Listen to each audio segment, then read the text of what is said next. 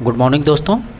जैसे कि आप देख सकते हैं एनसीईआरटी प्रैक्टिस सेट जो कक्षा 6 से लेकर 12 तक जो एडिटेरिया की न्यू बुक है वो बुक है, और यहाँ से हम लोग जो है प्रैक्टिस सेट नंबर 1 देख चुके हैं। अब आज देखते हैं प्रैक्टिस सेट नंबर 2 देखते हैं।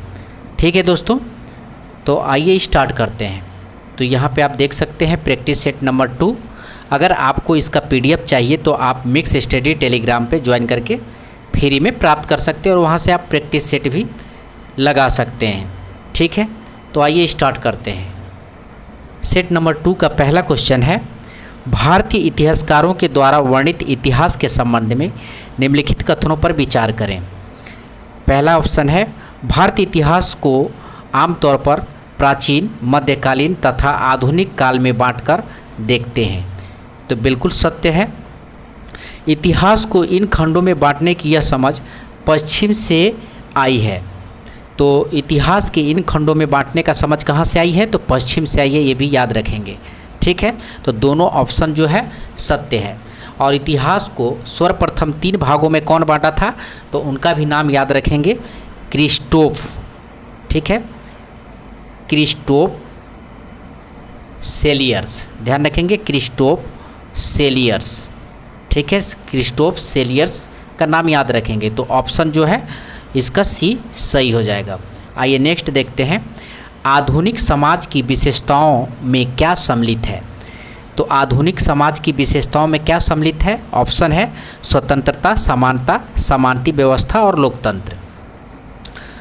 तो आधुनिक समाज में जो है, आधुनिक समाज देखा जाए तो आधुनिक समाज आज को देखा जाए तो विज्ञान, तर्क, लोकतंत्र, मुक्ति और समानता, ठीक है, आज जो है चल रहा है। इसको क्या बोलेंगे? आधुनिक समाज। यानी हर व्यक्ति जो है स्वतंत्रता चाहता है, समानता चाहता है, ठीक है, और लोकतंत्र में विश्वास करता है। तो इसको क्या बोलेंगे? आधुनिक समाज। ये आधुनिक समाज की विशेषताएं हैं। ठीक है, ये जो ऑप्शन में दिया हुआ है समानता व्यवस्था, तो ये समानता व्यवस्था जो है मध्यकालीन समाज की व्यवस्था थी। ध्यान रखेंगे, ये समानता व्यवस्था जो है मध्यकालीन समाज की व्यवस्था थी और इसी से जो है मध्यकालीन समाज संचालित होती थी। ये समानता व्यवस्था थे। तो आधुनिक समाज की व्यवस्था ध्यान रखेंगे, स्वतंत्रता, समानता और लोकतंत्र। तो ऑप्शन जो है इसका डी सही हो जाएगा। आइए नेक्स्ट देखते हैं, रॉबर्ट क्लाइव ने हिंदुस्तान का नक्शा तैयार करने का काम किसे सौंपा था? तो रॉबर्ट क्लाइव ने ये सौंपा था आपको जेम्स रेनेलो को। ध्यान रखेंगे, जेम्स रेनेले, ध्यान रखेंगे, जेम्स रेनेले। ठीक है, रॉबर्ट क्लाइव का कार्यकाल कितना से कितना है? तो ध्यान रखेंगे 1750 से 60, उसके बाद 1765 से 1767, यही 1765 में इलाहाबाद की संधि रॉबर्ट क्लाइव ने किया था। ठीक है, तो ध्यान रखेंगे। और इसी के कार्यकाल में जो है 1757 प्लासी का युद्ध हुआ था सिराजदौला के साथ। तो ये भी चीज़ें ध्यान रखेंगे। ठीक है, तो रॉबर्ट क्लाइव, ये इसका आंसर क्या हो जाएगा? जेम्स रेनेले। रॉबर्ट क्लाइव ने हिंदुस्तान के नक्शा तैयार करना किसको दिया था? तो जेम्स रेनेले को दिया था, जेम्स रेनेले को दिया था। नेक्स्ट है, 1929 की आर्थिक महामंदी का संबंध में निम्नलिखित कथनों पर विचार करें। तो कथन है आपका, अमेरिकी शेयर बाजार में बड़ी मात्रा में बिकवाली के कारण आर्थिक महामंदी की शुरुआत हुई थी। ठीक है, तो पहले तो ये ध्यान रखेंगे आर्थिक महामंदी कब शुरू हुआ था? तो 1929 में। ठीक है, और ये अमेरिका के शेयर बाज़ार में जो है गिरावट आ गई थी। यानी एक बैग जो है एक दिन में जो है 1.3 करोड़ लोग जो है अपना शेयर बेचने लगे थे। ठीक है, जिससे जो है आर्थिक महामंदी की शुरुआत हो गई थी। उसके बाद सेकेंड ऑप्शन दिया हुआ है, अमेरिकी महामंदी का सबसे बुरा प्रभाव जर्मनी पर पड़ा। अमेरिकी महामंदी का सबसे बुरा प्रभाव किस पे पड़ा? तो जर्मनी पे पड़ा। ठीक है, क्योंकि जर्मनी जो है अमेरिका से कर्ज लेकर के जो है अपना काम चला रहा था। ठीक है, ध्यान रखेंगे। जब महामंदी हुई, आर्थिक महामंदी हुई, तो जर्मनी को पैसा देना अमेरिका ने बंद कर दिया, जिससे अमेरिका की और स्थिति जो है खराब हो गई। तो इस चीज़ को ध्यान रखेंगे। तो आर्थिक महामंदी कब, तो 1929 याद रखेंगे, ठीक है। और इस सबसे ज़्यादा किस पे प्रभाव पड़ा, तो जर्मनी पे प्रभाव पड़ा।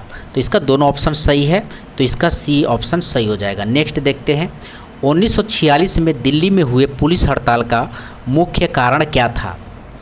1946 में जो है दिल्ली में पुलिस हड़ताल हुआ था, ये चीज़ ध्यान रखेंगे। और उस पुलिस हड़ताल में जो है 2000 से अधिक पुलिस जो है हड़ताल किए थे, ठीक है। किस लिए, तो कम वेतन के लिए, कम वेतन और ख़राब भोजन के लिए, ठीक है, ख़राब भोजन के लिए। तो इसको भी ध्यान रखेंगे। आइए नेक्स्ट देखते हैं, बहादुर शाह जफर के बेटों को किस अंग्रेज अधिकारी ने गिरफ्तार किया था। तो बहादुर शाह जफर या बहादुर शाह द्वितीय बोलिए, ठीक है, जो 1857, ठीक है, 1857 की क्रांति में भाग लिया था, जिसे जो है रैंगून भेज दिया गया था और इसके बेटे को गिरफ्तार करके जो है फांसी पे चढ़ा या मृत्युदंड दे दिया था। तो ये आपको पूछा है कि बहादुर शाह जफर के बेटे को किस अंग्रेज अधिकारी ने गिरफ्तार किया था। तो ये गिरफ्तार किया था कैप्टन हडसन, ध्यान रखेंगे, कैप्टन हडसन ने गिरफ्तार किया था, ठीक है, और इसे मृत्युदंड दे दिया था। और जॉन निकोलस दिया है यहाँ पे, जनरल जॉन निकोलस।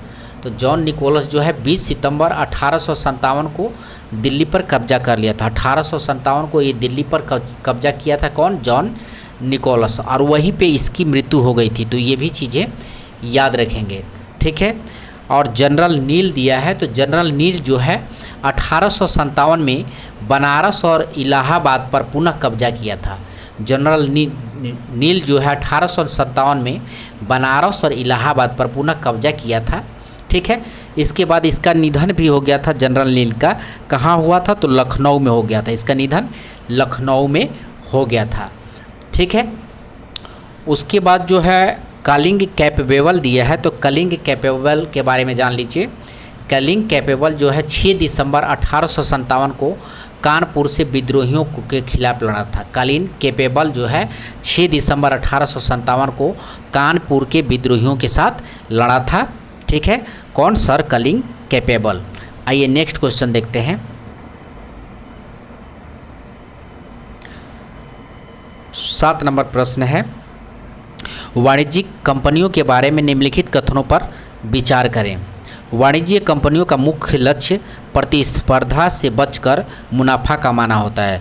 तो ये जो है कथन बिल्कुल सही है, क्योंकि वाणिज्यिक कंपनियों का मुख्य लक्ष्य क्या होता है, तो प्रतिस्पर्धा से बचकर मुनाफा कमाना होता है। दूसरा ऑप्शन है, वे सस्ती चीज़ें खरीद कर उन्हें उच्च कीमतों पर बेचते हैं। तो ये किसका लक्षण है, तो ध्यान रखिएगा, वाणिज्यिक कंपनियों के बारे में ये कथन या उनके लक्षण है, ठीक है। तो ये ऑप्शन 1 और 2 दोनों सही है, तो इसके आंसर जो है सी सही हो जाएगा, आंसर सी सही हो जाएगा। आइए नेक्स्ट क्वेश्चन देखते हैं, बंगाल के नवाब सिराजुद्दौला, ध्यान रखेंगे, बंगाल के नवाब कौन था, सिराजुद्दौला, और कंपनी के बीच टकराव का मुख्य कारण क्या था। तो मुख्य कारण था आपका फरमान का दुरुपयोग करना। क्या था मुख्य कारण, फरमान का दुरुपयोग करना, क्योंकि मुग़ल बादशाह से फरमान प्राप्त करने के पश्चात अंग्रेज ने, ठीक है, मुग़ल बादशाह से फरमान प्राप्त करने के पर जो है अंग्रेज ने क्या किया था कि ये जो है कुछ अधिकारी जो है फरमान का गलत इस्तेमाल करते थे, वे स्वयं भी कुछ व्यापार कर लेते थे, ठीक है। जबकि सिराजुद्दौला का कहना था कि फरमान केवल कंपनी के लिए, फरमान केवल कंपनी के लिए, न कि अधिकारियों के लिए है, ठीक है। तो इससे क्या हुआ कि सिराजुद्दौला और कुछ अधिकारियों के बीच में जो है टकराव के कारण जो है, और बाद में जो है यही प्लासी का युद्ध ले लेता है। तो प्लासी का युद्ध सिराजुद्दौला 1757, ये भी याद रखेंगे, 1757, ठीक है। आइए नेक्स्ट क्वेश्चन देखते हैं, सिराजुद्दौला के संबंध में निम्नलिखित कथनों पर विचार करें। 1756 ईस्वी में मुर्शिद कुली खान की मृत्यु के बाद सिराजुद्दौला बंगाल का नवाब बना। तो ध्यान रखिएगा, 1756 में जो कौन था, तो अलवर्दी खान था। 1756 में कौन था, अलवर्दी खान, मुर्शिदी कुलीन खान नहीं था। तो ये ऑप्शन ऐसे ही गलत हो जाएगा। ठीक है, मुर्शिद कुली खान की मृत्यु कब हुई थी, तो 1757 में इसकी मृत्यु हुई थी। दूसरा ऑप्शन देख लीजिए, अंग्रेज़ों और सूरजदौला के बीच राजस्व को लेकर विवाद था। ठीक है, तो ये बिल्कुल सही है, अंग्रेज़ों और सूरजदौला के बीच राजस्व को लेकर क्या था, तो विवाद था। नेक्स्ट ऑप्शन है, सिराजदौला का रॉबर्ट क्लाइव के साथ 1757 ईस्वी में प्लासी का युद्ध हुआ। तो दोनों कथन सही है, तो इसका आंसर सी ऑप्शन सही हो जाएगा। 2 और 3 सत्य है। आइए नेक्स्ट क्वेश्चन देखते हैं, सिराजदौला के हार का सर्वप्रमुख क्या कारण थे। तो सिराजुद्दौला का हार का सर्वप्रमुख क्या कारण था, तो सेनापति मीर जाफ़र, सेनापति कौन था, मीर जाफ़र की धोखाबाजी। सिराजुद्दौला के हार का सर्वप्रथम मुख्य कारण क्या था, तो सेनापति मीर जाफ़र की धोखाबाजी। ये जो है रॉबर्ट क्लाइव से जाकर के मिल गया था। ठीक है, आइए नेक्स्ट प्रश्न देखते हैं, प्लासी के युद्ध के पश्चात उत्पन्न परिस्थितियों का संदर्भ में निम्नलिखित कथनों पर विचार करें। कंपनी ने बंगाल का प्रशासन नहीं संभाला क्योंकि इसका मुख्य उद्देश्य व्यापार फैलाना था। तो ध्यान रखेंगे, कंपनी ने बंगाल का प्रशासन नहीं संभाला। ठीक है, वहाँ जो है मीर जाफ़र को दे दिया, ठीक है, संभालने के लिए, क्योंकि इसका मुख्य उद्देश्य क्या था, व्यापार फैलाना था। तो ये भी बिल्कुल सही है। सिराजदौला को मार दिया गया और मीर कासिम बंगाल का नवाब बना। तो मीर कासिम नहीं बना, मीर जाफ़र बना। ध्यान रखेंगे, मीर जाफ़र का ही दामाद था मीर कासिम। ठीक है, तो इसको भी ध्यान रखेंगे, इस सेकेंड बार बनता है मीर कासिम। तो ये ऑप्शन जो है गलत है, बिल्कुल आपको इसका जो है असत्य कथन का चयन करें। तो असत्य कथन कौन हो जाएगा, यानी 2, यानी केवल 2 इसका, यानी बी इसका आंसर हो जाएगा। आइए नेक्स्ट क्वेश्चन देखते हैं,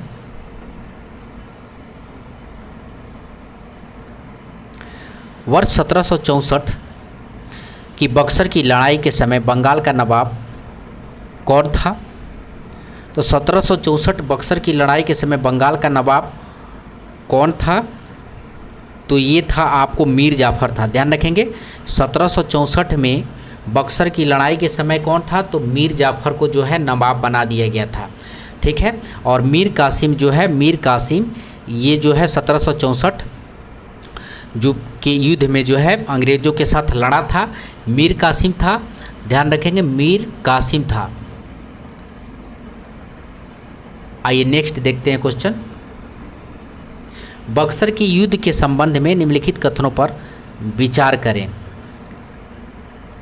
बक्सर की लड़ाई केवल अंग्रेज़ों और मीर कासिम के बीच हुआ था। तो ये बिल्कुल गलत है। तो मीर कासिम तो था ही, और 2 और थे,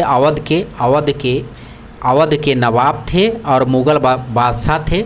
अवध के नवाब थे और मुग़ल बादशाह कौन थे, तो शाह आलम द्वितीय थे। अवध के नवाब कौन था, तो अवध के नवाब आपको कौन थे, तो ये थे आपको शुजाउद्दौला। ठीक है, अवध का नवाब कौन था, तो शुजाउद्दौला।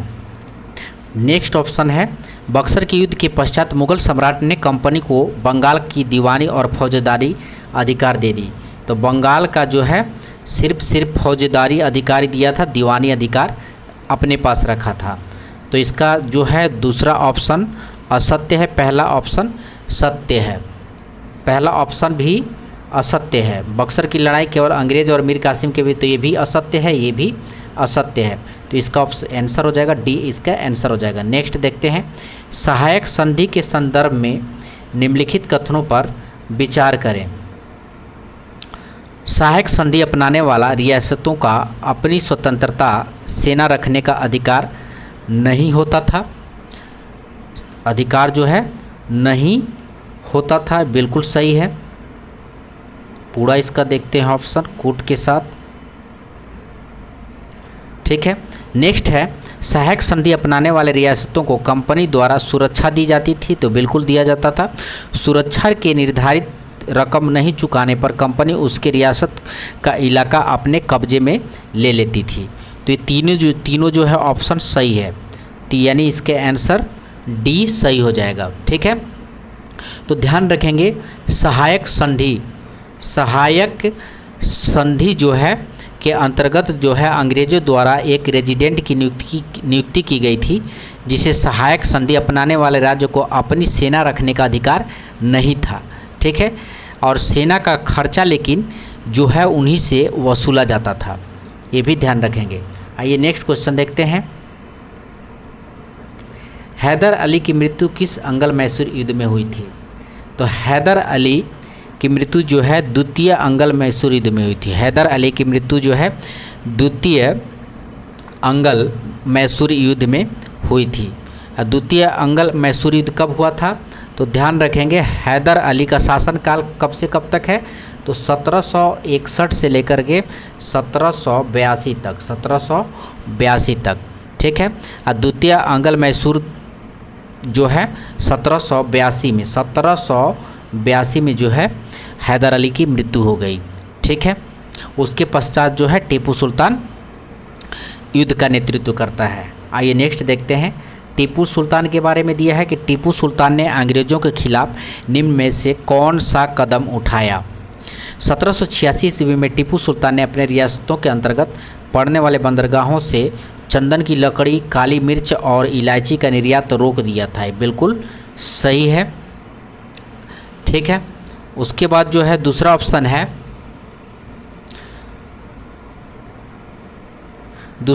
है उसने फ्रांसीसी व्यापारियों के साथ घनिष्ठ संबंध विकसित किया। तो घनिष्ठ संबंध जो है विकसित किया था, ध्यान रखेंगे। नेक्स्ट ऑप्शन है फ्रांसीसियों की मदद से अपनी सेना का आधुनिकीकरण किया था। तो फ्रांसीसियों की मदद से अपनी सेना का आधुनिकीकरण भी किया था। तो ये भी ऑप्शन सही है, ये भी ऑप्शन सही है। तो इसका आपको जो है इसका आंसर जो है बी सही हो जाएगा। 2 और 3 ऑप्शन जो है सही है। नेक्स्ट क्वेश्चन देखते हैं। 1799 में टीपू के हार के परिणाम के संबंध में निम्नलिखित कथनों पर विचार कीजिए। श्रीरंगपट्टनम की रक्षा करते हुए टीपू मारा गया, बिल्कुल सही है। वोडियार राजवंश के हाथों में मैसूर की सत्ता सौंप दी गई। तो टीपू सुल्तान के बाद जो है वोडियार राजवंश के हाथों में मैसूर की सत्ता को सौंप दी गई थी। मैसूर पर सहायक संधि थोप दी गई थी। तो मैसूर पे जो है सहायक संधि भी थोप दी गई थी। टीपू सुल्तान की मृत्यु कब हुआ था? तो ध्यान रखेंगे 1799 में हुई थी। 1799 में हुई थी। तो दोनों जो है ऑप्शन सही है, यानी इसके आंसर डी सही है। आइए नेक्स्ट देखते हैं। सरोजता की नीति किसके द्वारा आरंभ की गई थी? तो सरोजता की नीति किसके द्वारा आरंभ की गई थी? तो सरोजता की नीति जो है 19वीं सदी के शुरुआत में जो है सरोजता की नीति आरंभ की गई थी लॉर्ड हेस्टिंग्स के द्वारा। लॉर्ड हेस्टिंग्स के द्वारा जो है सरोजता की नीति प्रारंभ की गई थी। कंपनी का दावा था कि उसकी सत्ता सर्वोच्च है, इसलिए वह भारतीय राज्यों से ऊपर है और अपने हितों की रक्षा के लिए वह भारतीय रियासतों का अधिग्रहण करने या उसके अधिग्रहण करने की धमकी देने का अधिकार अपने पास मानती थी। ठीक है, तो ध्यान रखेंगे इस नीति के साथ जो है काम करती थी कंपनी। आइए नेक्स्ट देखते हैं। रानी चेन्नम्मा का संबंध में निम्नलिखित कथनों पर विचार करें। रानी चेन्नम्मा का संबंध जो है कर्नाटक से है। तो रानी चेन्नम्मा का संबंध जो है कहाँ से है? तो कर्नाटक से है। तो पहला ऑप्शन जो है क्या है? सही है। रानी चेन्नम्मा अंग्रेज़ों के खिलाफ अहिंसक आंदोलन करने वाली पहली शासिका थी। नेक्स्ट है 1824 में उन्हें गिरफ्तार किया गया और 1829 में जेल में ही उनकी मृत्यु हो गई थी। तो इसका जो है पहला ऑप्शन और तीसरा ऑप्शन जो है सत्य है। 1829 में जेल में जो है उनकी मृत्यु हो गई थी। ठीक है, नेक्स्ट देखते हैं। कंपनी ने सिंध पर किस वर्ष कब्जा किया था? कंपनी ने सिंध पर किस वर्ष कब्जा किया था? तो 1843 में सिंध पर कब्जा किया था और लॉर्ड एलनबरो के द्वारा। ध्यान रखेंगे लॉर्ड एलनबरो एलन बरो के द्वारा, एलेन बरो के द्वारा, लॉर्ड एलन बरो के द्वारा जो 1843 में सिंध पे कब्जा किया गया था। ठीक है। और उस समय मेजर जनरल कौन थे? तो चार्ल्स नेपनियर थे। आइए नेक्स्ट क्वेश्चन देखते हैं। सहायक संधि के संबंध में मिलान करें। तो सतारा जो है 1848 में सहायक संधि हुआ था, सतारा 1848 में। और संबलपुर जो है, संबलपुर 1850 में। उदयपुर जो है 1852 में। और नागपुर 1853 में। नेक्स्ट क्वेश्चन देखते हैं। अवध के अधिकरण के संबंध में निम्नलिखित कथनों पर विचार करें। अंग्रेजों ने अवध की जनता को कुशासन से आज़ाद कराने का तर्क देकर अवध का अधिग्रहण किया। नेक्स्ट है, अवध पर 1801 ईस्वी में सहायक संधि थोप दी गई थी। तो ध्यान रखेंगे ये ऑप्शन सही है। अवध पे जो है 1801 ईस्वी में जो है सहायक संधि थोप दी गई थी। ठीक है। नेक्स्ट है, जनता अवध के नवाब से परेशान थी, अतः उन्होंने अधिग्रहण का विरोध बड़े स्तर पर नहीं किया। तो ये ऑप्शन गलत है, ये ऑप्शन गलत है, यानी 1 ऑप्शन सही है और 2 ऑप्शन सही है। 1 ऑप्शन और 2 ऑप्शन इसका सही है, यानी इसका आंसर हो जाएगा आपको सी ऑप्शन इसका सही हो जाएगा। नेक्स्ट क्वेश्चन देखते हैं। गवर्नर जनरल वारेन हेस्टिंग द्वारा लागू किए गए न्याय व्यवस्था की निम्नलिखित विशेषताएं थी। हर जिले में 2 अदालत बनाएगी, फौजदारी अदालत और दीवानी अदालत, फौजदारी अदालत और दीवानी अदालत। तो ये ऑप्शन जो है बिल्कुल सही है। दीवानी अदालत के मुखिया यूरोपीय जिला कलेक्टर होते थे, जिसमें यूरोपीय पद्धति पर दीवानी कार्य किए जाते थे। तो ये ऑप्शन जो है गलत है। नेक्स्ट ऑप्शन देखते हैं। फौजदारी अदालतें अभी भी कर्जे और मुफ्ती के अंतर्गत थी, लेकिन वह भी कलेक्टर की निगरानी में काम करती थी। तो इसका जो है 1 ऑप्शन सही है और 3 ऑप्शन सही है। तो इसका ऑप्शन आपको जो है बी सही हो जाएगा। नेक्स्ट देखते हैं। वारेन हेस्टिंग पर किसने इंग्लैंड में महाभियोग चलाया था? तो वारेन हेस्टिंग्स पे जो है एडमंड ठीक है, एडमंड बर्क ने चलाया था। एडमंड बर्क ने 1785 में इंग्लैंड लौटते वक्त एडमंड बर्क ने उस पर महाभियोग का मुकदमा चलाया था और 7 साल चला था ये मुकदमा। तो इसको भी ध्यान रखेंगे। नेक्स्ट देखते हैं। जिस समय बंगाल में अस्थायी बंदोबस्ती लागू किया गया, उस समय बंगाल का गवर्नर जनरल कौन था?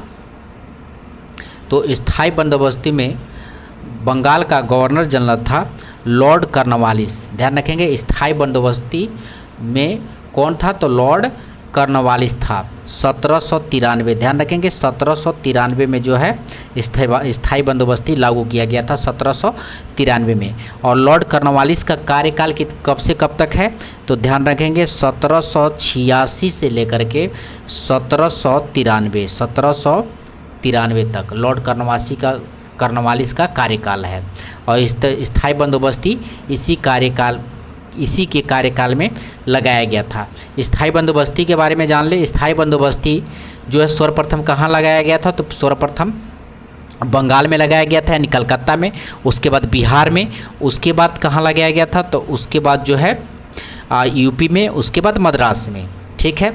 और इसमें जो है स्थायी बंदोबस्ती में जो है जमींदारों को जो है लगान वसूलने का हक दिया गया था। जमींदारों को लगान वसूलने का हक स्थायी बंदोबस्ती में दिया गया था। स्थायी बंदोबस्ती 1793, याद रखिएगा। ठीक है। Cornwallis, Lord Cornwallis. इसमें जो है कर कितना लेना था? तो 1/10 भाग था। ध्यान रखेंगे 1/10 भाग, मतलब 90% जो है सरकार को, यानी जो सरकार था, किसका सरकार? तो आप ध्यान रखेंगे जो कंपनी को जो दे दिया जाता था 90% जो है टैक्स कंपनी को दे दिया जाता था जमींदार के द्वारा। आइए नेक्स्ट क्वेश्चन देखते हैं। स्थायी बंदोबस्ती के संबंध में निम्नलिखित कथनों पर विचार करें। ये कथन जो है असत्य कथन को पहचानना है, ध्यान रखेंगे। स्थायी बंदोबस्ती का लाभ प्रारंभ में कंपनी को मिला, मगर बाद में उन्हें जमींदारों की अपेक्षा कम लाभ प्राप्त हुआ। तो जमींदारों की अपेक्षा कम लाभ प्राप्त हुआ। तो क्या असत्य कथन को चयन करना है? तो ये बिल्कुल सही है, कथन सही है, ठीक है, असत्य नहीं है। असत्य स्थायी बंदोबस्ती की रकम ज़्यादा होने के कारण कई जमींदारों की जमींदारी राजस्व चुकाने में विफल होने के कारण छीन ली गई। तो ये भी कथन जो है सत्य है। किसानों के लिए यह व्यवस्था दमनकारी सिद्ध हुई क्योंकि लगान की रकम बहुत ज़्यादा थी और ज़मीन पर उसका अधिकार सुरक्षित नहीं था। तो ये भी कथन सही है। तो इसमें कोई कथन असत्य नहीं है, ध्यान रखें, कोई कथन असत्य नहीं है। स्थायी बंदोबस्ती में ये सारे कथन सत्य हैं। तो इसका जो है ऑप्शन डी सही हो जाएगा, कोई भी नहीं, कोई भी नहीं। आइए नेक्स्ट देखते हैं।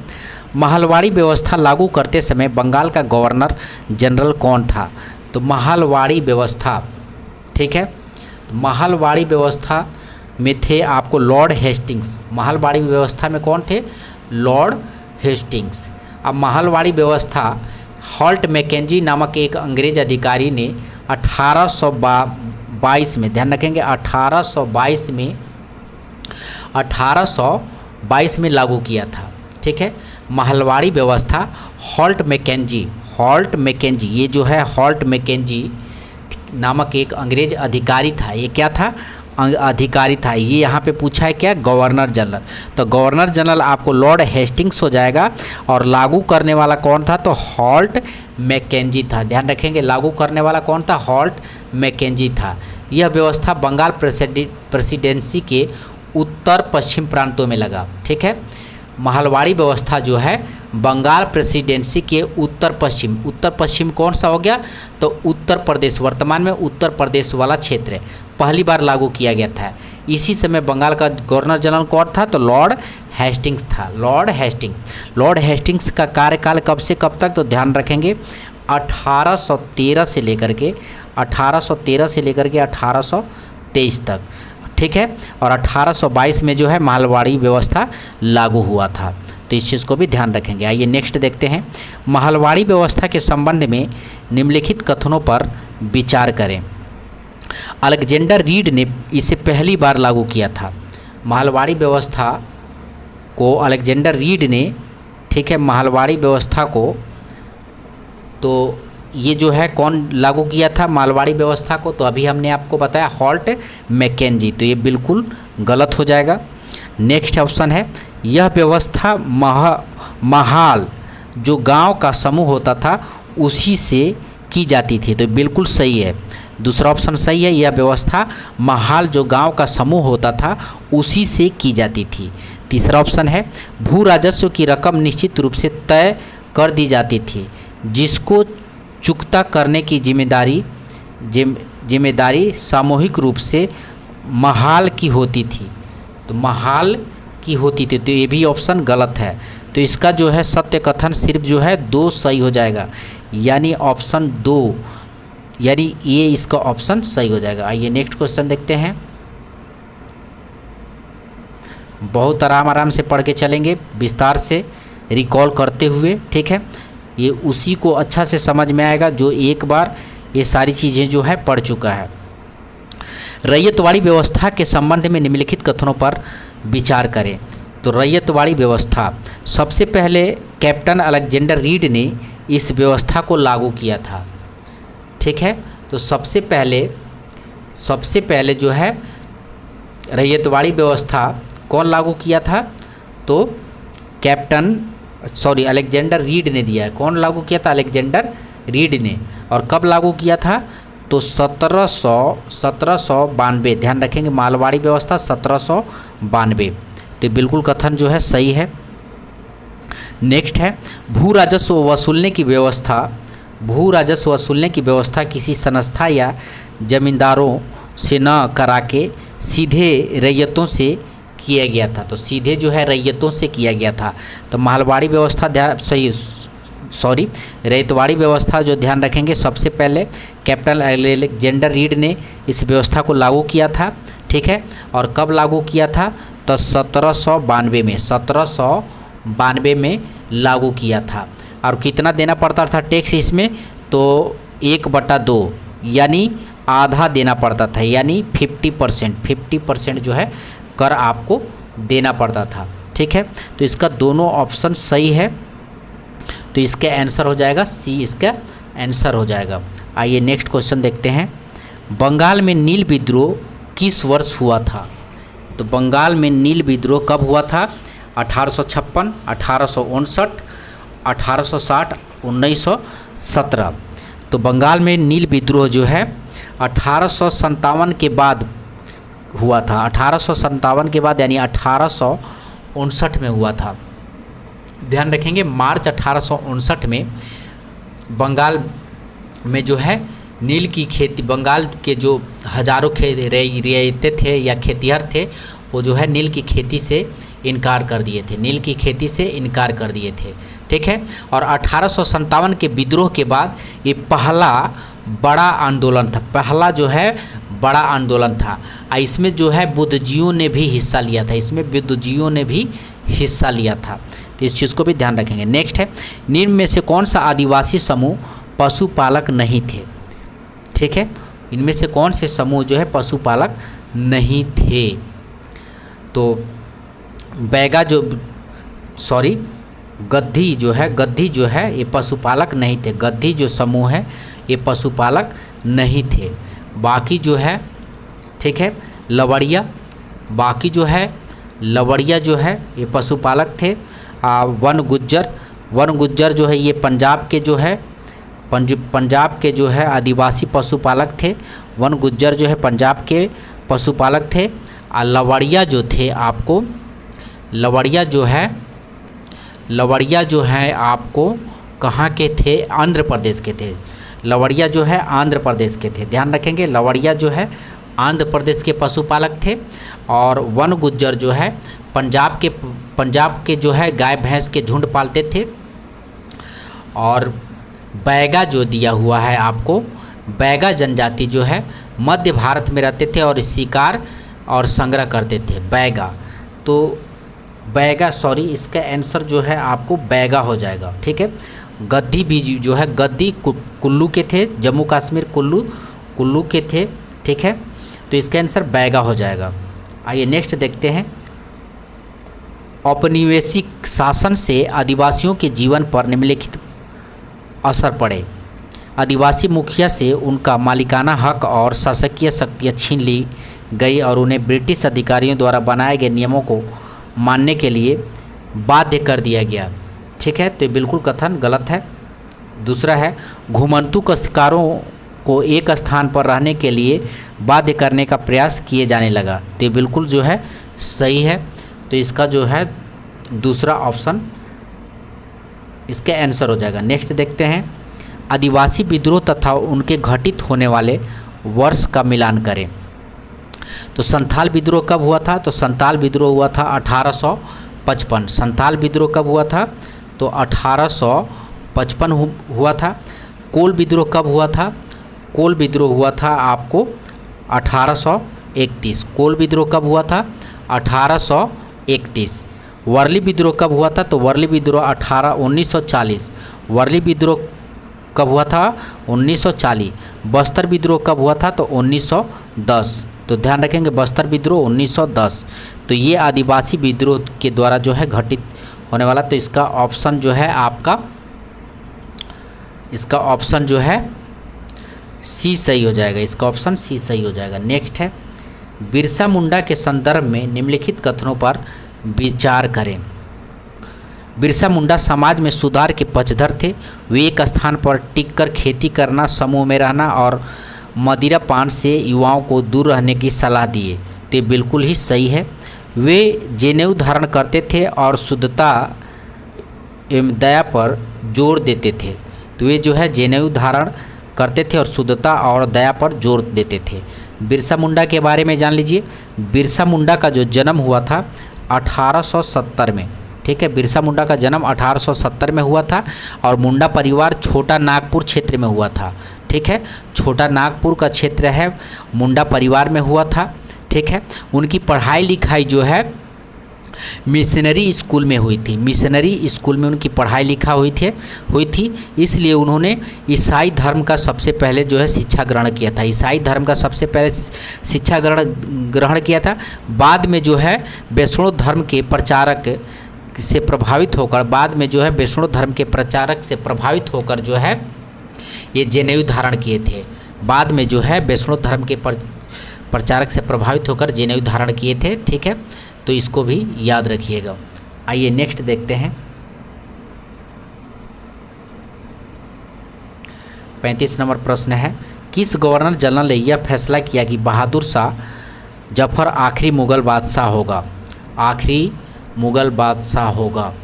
तो ये फैसला किया था लॉर्ड कैनिंग ने, लॉर्ड कैनिंग ने, ठीक है। आइए नेक्स्ट क्वेश्चन देखते हैं। कंपनी द्वारा भारत में सुधार के नाम पर ईसाई धर्म को प्रोत्साहित करने के लिए निम्न में से कौन सा कदम उठाया गया था, ठीक है। तो सत्य कथन बताना है। तो 1830 के बाद कंपनी ने ईसाई मिशनरियों को जमीन एवं संपत्ति जुटाने की छूट दी थी, ठीक है, छूट दी थी। तो ऑप्शन जो है इसका 1 सही है। नेक्स्ट है, 1850 में एक नया कानून बनाया गया जिसमें प्रावधान था कि अगर कोई भारतीय व्यक्ति ईसाई धर्म अपनाता है तो उसे पुरखों की संपत्ति पर पहले जैसा अधिकार मिलेगा। तो ये भी ऑप्शन सही है, यानी दोनों 1 और 2 दोनों ऑप्शन जो है सही है, ठीक है। तो इसलिए इसका आंसर सी हो जाएगा। नेक्स्ट है, मंगल पांडे को किस दिन फांसी दी गई थी? मंगल पांडे को किस दिन फांसी दी गई थी? तो मंगल पांडे को 8 अप्रैल 1857, मंगल पांडे को 8 अप्रैल 1857 को फांसी दी गई थी। मंगल पांडे को 8 अप्रैल 1857 को फांसी दी गई थी। मंगल पांडे कौन था? तो ध्यान रखेंगे बैरकपुर छावनी में बंगाल नेटिव इन्फेंट्री के 34वें रेजिमेंट का सिपाही था, ठीक है। बंगाल नेटिव इन्फेंट्री के 34वें रेजिमेंट का सिपाही था बैरकपुर छावनी में, ठीक है। इसको 8 अप्रैल 1857 को जो है फांसी पे लटका दिया गया था, ठीक है। क्यों लटका दिया था? क्योंकि इसने कुछ अंग्रेज अफसरों पर हमला करके उनको मार दिया था। नेक्स्ट देखते हैं, 1857 के विद्रोह के बागी और उनसे संबंधित क्षेत्र का मिलान करें, ठीक है। तो नाना साहब तो ये कानपुर थे, कानपुर से। बिरजिस कद्र तो बिरजिस कद्र जो है, बिरजिस कद्र ये लखनऊ के नवाब के बेटे थे। ध्यान रखें, बिरजिस कद्र लखनऊ के नवाब वाजिद अली शाह के ये बेटे थे। तो ये लखनऊ इसका ऑप्शन हो जाएगा। रानी अवंतीबाई लोधी ये क्या हो जाएगा आपको? ये हो जाएगा आपको इसका ऑप्शन सी हो जाएगा। रानी लक्ष्मीबाई कौन सा हो जाएगा? तो इसका डी ऑप्शन हो जाएगा, ठीक है। आइए नेक्स्ट देखते हैं, विद्रोहियों के संबंध में निम्नलिखित कथनों पर विचार करें। बहादुर शाह जफर को उनकी पत्नी के साथ निर्वस्त्र कर रैंगून के एक जेल में भेज दिया गया, जहां 1861 में उनकी मृत्यु हो गई। तो ठीक है, 1861 में उनकी मृत्यु हो गई। नेक्स्ट ऑप्शन है, 1858 में रानी लक्ष्मीबाई अंग्रेज़ों से लड़ते हुए वीरगति को प्राप्त हुई थी। तो ये बिल्कुल ऑप्शन सही है। तत्या टोपे मध्य भारत के जंगलों में रहते हुए आदिवासियों और किसानों की सहायता से छापामार युद्ध करते थे। तो ये भी ऑप्शन सही है। तो इसका 2 और 3 ऑप्शन सही है, 2 और 3 ऑप्शन इसका सही है। आइए नेक्स्ट देखते हैं, 1857 के विद्रोह के बाद अंग्रेज़ों ने अपनी नीतियों में निम्नलिखित बदलाव किए थे। ईस्ट इंडिया कंपनी के सारे अधिकार ब्रिटिश साम्राज्य के हाथ में सौंप दिया गया एवं एक परिषद का गठन किया गया जिसे इंडिया काउंसिल कहा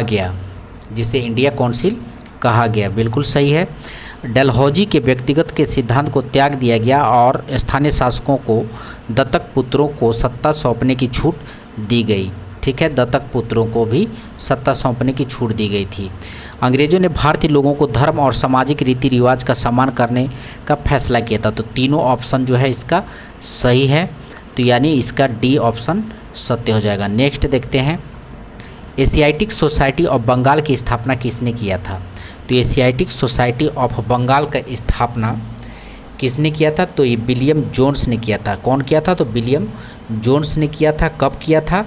तो 1783 में। ध्यान रखेंगे 1783 में विलियम जोन्स ने जो है सबसे पहले कलकत्ता आया और वे कानून में माहिर होने के साथ साथ भाषावादी भी था। उन्होंने विभिन्न भारतीय भाषाओं का अध्ययन किया और एक प्रत्ययवादी विद्वान थे। जोन्स ने विभिन्न अंग्रेजी अधिकारियों के साथ मिलकर जो है एशियाटिक सोसाइटी ऑफ बंगाल का गठन किया था। ठीक है, आइए नेक्स्ट देखते हैं, बनारस में हिंदू कॉलेज की स्थापना किस गवर्नर जनरल के शासन में हुई थी? तो ये आपको हुआ था लॉर्ड कॉर्नवालिस। लॉर्ड कॉर्नवालिस के कार्यकाल में जो है बनारस में हिंदू कॉलेज का स्थापना हुआ था। बनारस में हिंदू कॉलेज की स्थापना हुआ था लॉर्ड कॉर्नवालिस के कार्यकाल में। और कब स्थापना हुआ था बनारस हिंदू कॉलेज का? तो ध्यान रखेंगे 1791। नेक्स्ट है, मैकाले के मिंट्स के आधार पर किस वर्ष अंग्रेजी शिक्षा का अधिनियम पारित किया गया था? तो ये 1835 में जो है अधिनियम पारित किया गया था। नेक्स्ट है, 1854 के वुड्स डिस्पैच के संबंध में निम्नलिखित कथनों पर विचार करें। पहला है, वुड की नीति पत्र में यूरोपीय शिक्षा से भारतीयों की नैतिक चरित्र उत्थान का तर्क दिया गया था। तो बिल्कुल सही है। वुड डिस्पैच, ध्यान रखेंगे, वुड की नीति पत्र के आधार पर 1854 में सरकारी विभाग का गठन किया गया ताकि शिक्षा संबंधी सभी मामलों पर सरकार का नियंत्रण किया जा सके। तो ये भी बिल्कुल सही है। इस दस्तावेज में अंग्रेजी शिक्षा का एक व्यवहारिक लाभ आर्थिक क्षेत्र में भी बताया गया। तो ये भी ऑप्शन सही है, यानी इसका जो है तीनों ऑप्शन सही, यानी इसका डी ऑप्शन जो है सही हो जाएगा। आइए नेक्स्ट देखते हैं, महात्मा गांधी के शिक्षा संबंधी विचारों के संबंध में निम्नलिखित कथनों पर विचार करें। महात्मा गांधी अंग्रेजी शिक्षा के खिलाफ थे। तो ये विचार करें तो सत्य कथन है। ठीक है, अंग्रेजी शिक्षा के खिलाफ थे। उनके मुताबिक अंग्रेजी शिक्षा भारतीयों को अपाहिज बना देगी और उन्हें अपने सामाजिक परिवेश से काट देगी। तो ये भी बिल्कुल सही है। नेक्स्ट है, उनके अनुसार पढ़ने और लिखने की क्षमता पा लेना ही शिक्षा नहीं। तो तीनों ऑप्शन जो है सही है। तो इसका जो है कूट देख लेते हैं, तो इसका कूट जो है डी सही हो जाएगा। आइए नेक्स्ट क्वेश्चन देखते हैं, टैगोर के शिक्षा संबंधी विचारों का संबंध में कौन सा कथन सत्य है? टैगोर अंग्रेजी शिक्षा पद्धति से खुश नहीं थे। टैगोर जो है अंग्रेजी शिक्षा पद्धति से क्या नहीं थे? तो खुश नहीं थे। तो ये जो है बिल्कुल सही कथन है। उनके अनुसार सृजनात्मक शिक्षा केवल प्राकृतिक परिवेश में ही प्रोत्साहित किया जा सकता है। तो ये भी बिल्कुल सही है। टैगोर आधुनिक पश्चिमी सभ्यता और भारतीय परंपरा के श्रेष्ठ तत्वों का सम्मिश्रण चाहते। तो ये भी बिल्कुल सही है। तो ध्यान रखेंगे टैगोर जो है अंग्रेजी शिक्षा पद्धति से खुश नहीं थे, ये भी ऑप्शन सही है। और उनके अनुसार सृजनात्मक शिक्षा केवल प्राकृतिक परिवेश में ही प्रोत्साहित किया जा सकता था। तो तीनों ऑप्शन इसका सत्य है। तो इसका जो है डी आंसर हो जाएगा। ठीक है, आइए नेक्स्ट क्वेश्चन देखते हैं, सती शब्द का अर्थ होता है। तो सती शब्द का अर्थ होता है सदाचारी महिला। ध्यान रखेंगे, सती शब्द का अर्थ क्या होता है? सदाचारी महिला। ठीक है, सती जो जिसके जो है हस्बैंड मर जाते हैं, ठीक है, और उनकी पत्नी जो है चिता में जल जाती थी, उसको सती कहा जाता था। तो इसको भी ध्यान रखेंगे। राजा राम मोहन राय के संबंध में निम्नलिखित कथनों पर विचार करें। उन्होंने कोलकाता में ब्रह्मो सभा की स्थापना की थी। तो उन्होंने कलकत्ता में ब्रह्मो सभा का स्थापना किया था। राजा राम मोहन राय पश्चिमी शिक्षा के प्रसार के पक्ष में थे। ठीक है, पक्ष में थे। तो दोनों ऑप्शन इसका सही है। राजा राम मोहन राय ने विधवा महिलाओं की समर्थन में विधवा विवाह के पक्ष में कानून बनाने की मांग की थी। तो ये कथन गलत है, बाकी दोनों कथन जो है सत्य है। विधवा विवाह का मांग कौन किया था? तो ईश्वर चंद्र विद्यासागर। ईश्वर चंद्र जो है विद्यासागर, जिसको जो है 1856 में, ध्यान रखेंगे 1856 में एक कानून बनाया गया। ठीक है, तो इसका 1 और 2 ऑप्शन सही है, यानी इसका सी ऑप्शन सही है। नेक्स्ट क्वेश्चन देखते हैं। प्राचीन ग्रंथों का हवाला देकर किसने समाज सुधार की पहल प्रारंभ की थी? तो प्राचीन ग्रंथ का हवाला देकर किसने समाज सुधार की पहल का प्रारंभ की थी? तो राजा राम मोहन राय ने। ये जो है प्राचीन ग्रंथों का हवाला देते थे, ठीक है, कि हमारे ग्रंथ में जो है श्लोक नंबर इतना में क्या लिखा हुआ है और हमें कैसे रहना है। ठीक है, तो सती प्रथा के बारे में जो है इन्होंने, राजा राम मोहन राय ने, ठीक है, ग्रंथों का हवाला दे करके जो है, प्राचीन ग्रंथों का हवाला दे करके जो है लोगों को जागरूक किया करते थे। तो इस चीज़ को भी ध्यान रखेंगे, राजा राम मोहन राय। नेक्स्ट क्वेश्चन है, विधवा विवाह का कानून किस गवर्नर जनरल के शासनकाल में पारित किया गया था? तो विधवा विवाह, ठीक है, तो ये जो है लॉर्ड कैनिंग के समय में, लॉर्ड कैनिंग के समय में। और विधवा विवाह, ठीक है, का आवाज़ कौन उठाया था? तो ईश्वर चंद्र विद्यासागर। ईश्वर चंद्र विद्यासागर ये भी जो है प्राचीन ग्रंथों का हवाला दिया करते थे। ये भी जो है प्राचीन ग्रंथों का हवाला देकर जो है समाज को जागरूक किया करते थे। अब विधवा विवाह पे कानून बना 1856 में, ये भी ध्यान रखेंगे 1856 में, ठीक है, ईश्वर चंद्र विद्यासागर। और उस समय जो है कौन गवर्नर जनरल था पूछा है, तो ये थे आपको लॉर्ड कैनिंग, लॉर्ड कैनिंग थे। आइए नेक्स्ट क्वेश्चन देखते हैं। लड़कियों के लिए स्कूल खोलने वाले सुधारकों एवं उनके क्षेत्र का मिलान करें। तो लड़कियों के लिए स्कूल, तो ईश्वर चंद्र विद्यासागर, तो ये कलकत्ता में खोले थे। ईश्वर चंद्र विद्यासागर जो है कलकत्ता में जो है स्कूल खोले थे 19वीं शताब्दी के मध्य में, ठीक है। ज्योतिराव फूले, ज्योतिराव फूले जो है महाराष्ट्र में खोले थे। ज्योतिराव फूले जो है महाराष्ट्र में खोले थे। आर्य समाज, आर्य समाज जो है पंजाब में खोले थे। आर्य समाज पंजाब में।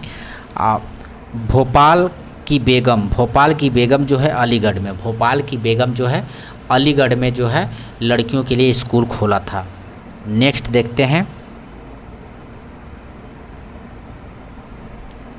52 नंबर प्रश्न है, निम्नलिखित कथनों पर विचार करें।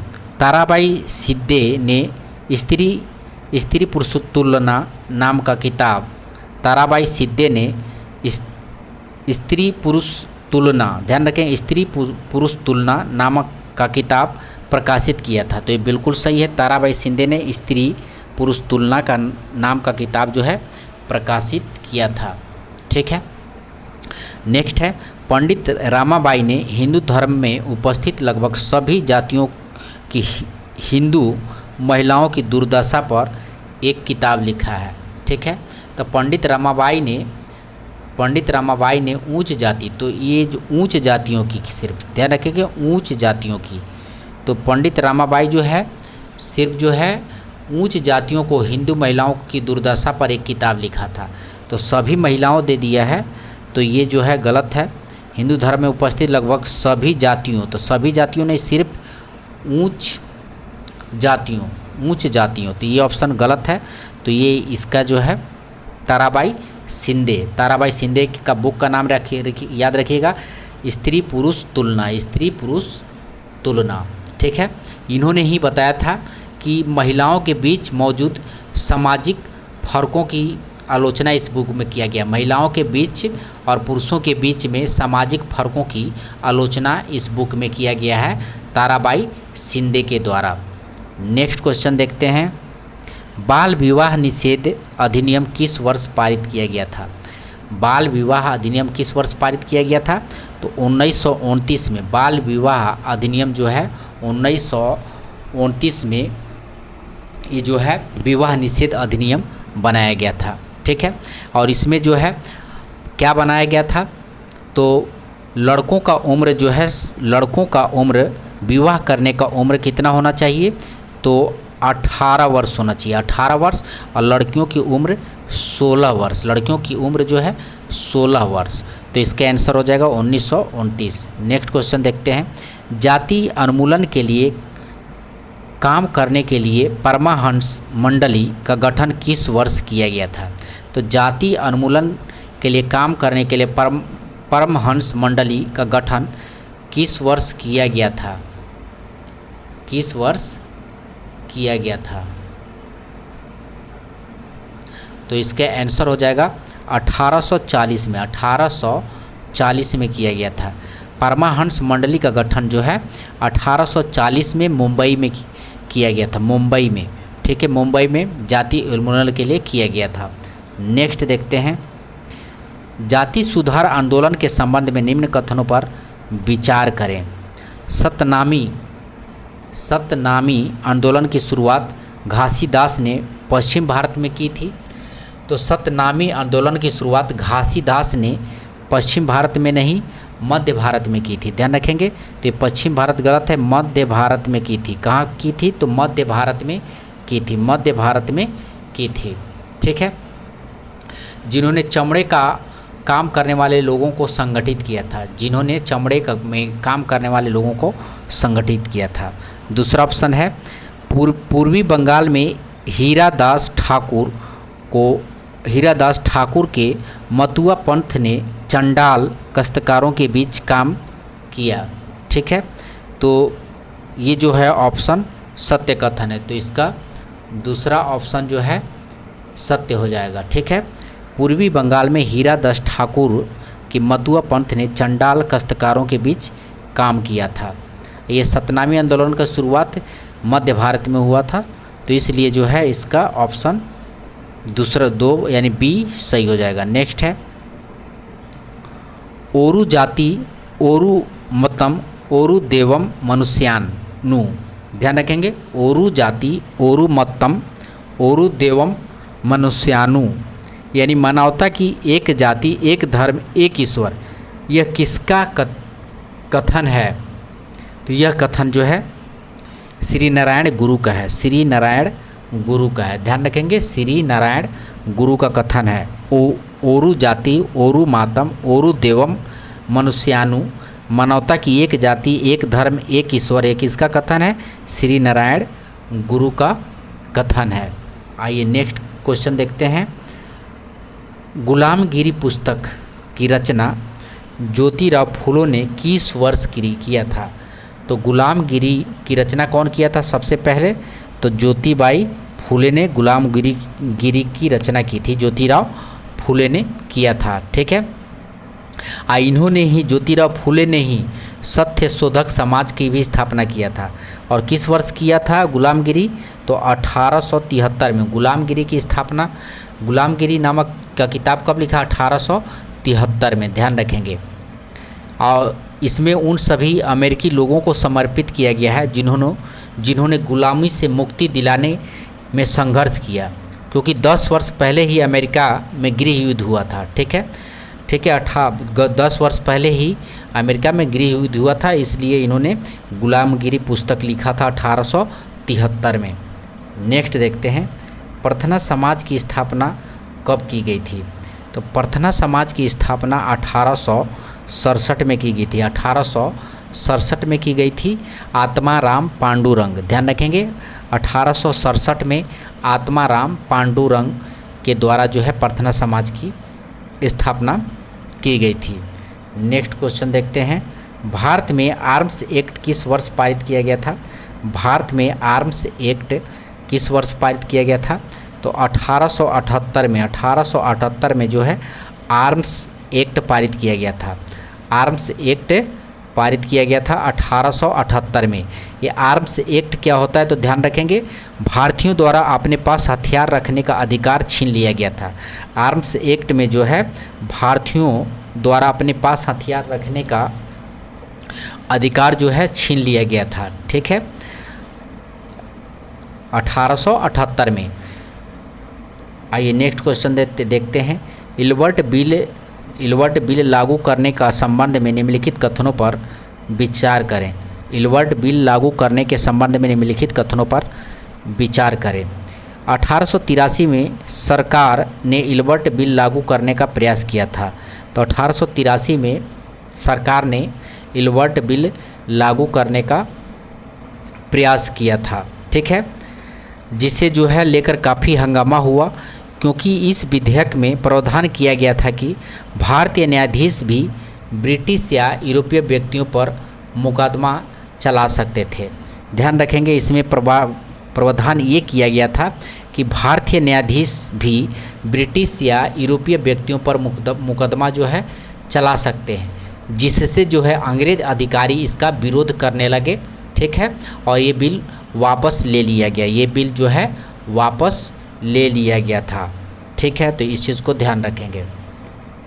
आइए नेक्स्ट क्वेश्चन देखते हैं।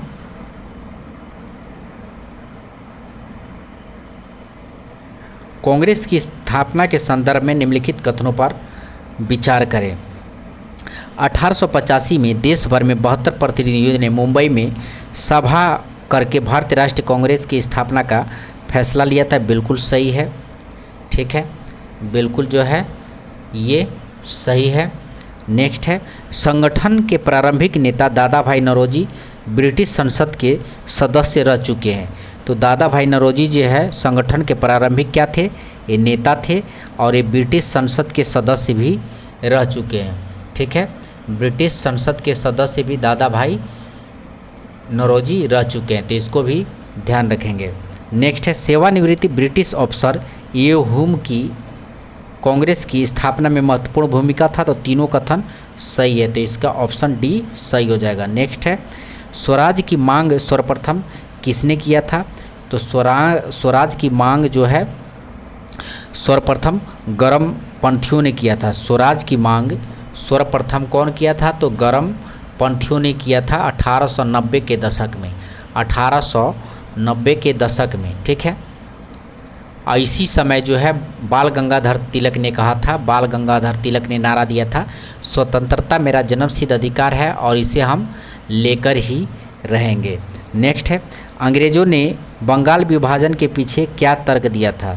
अंग्रेज़ों ने बंगाल विभाजन के पीछे क्या तर्क दिया था, तो प्रशासनिक सुविधा के लिए। ध्यान रखेंगे, प्रशासनिक सुविधा के लिए जो है अंग्रेज़ों ने बंगाल विभाजन का तर्क दिया था, जबकि उनको डर था, ठीक है, कि बंगाल में जो है एक राष्ट्रवाद भावना बढ़ते जा रहा है, ठीक है, बंगाल में जो है राष्ट्रवाद भावना बढ़ते जा रहा है। और बंगाल विभाजन कब हुआ था, तो 1905। ध्यान रखेंगे 1905। उस समय वायसराय कौन था, तो उस समय वायसराय जो है कौन था, तो कर्जन था। उस समय वायसराय कौन था, कर्जन था। और ये जो है बंगाल ब्रिटिश भारत का सबसे बड़ा प्रांत था, भारत का सबसे बड़ा प्रांत था, बिहार उड़ीसा समेत। ध्यान रखेंगे, बिहार उड़ीसा कलकत्ता समेत जो है भारत का सबसे बड़ा प्रांत था, जिससे जो है अंग्रेज़ों को डर था कि यहाँ पे राष्ट्रवादी भावना जो है ज़्यादा व्यापक रूप से फैल जाएगी। तो इसलिए जो है उन्होंने बंगाल को बांटना चाहा, फूट डालो और राज करो की नीति प्रारंभ करना चाहा, ठीक है।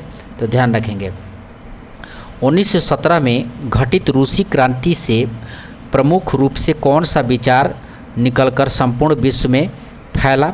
तो सबसे पहले याद रखेंगे 1917 में रूसी क्रांति हुआ था, रूसी क्रांति हुआ था। और रूस जो 1917 में रूस की क्रांति जो है हुआ था, उस समय जो है इसका नेतृत्व कौन किया था, तो व्लादिमीर लेनिन। ध्यान रखेंगे व्लादिमीर लेनिन ने किया था, व्लादिमीर लेनिन ने किया था, ठीक है।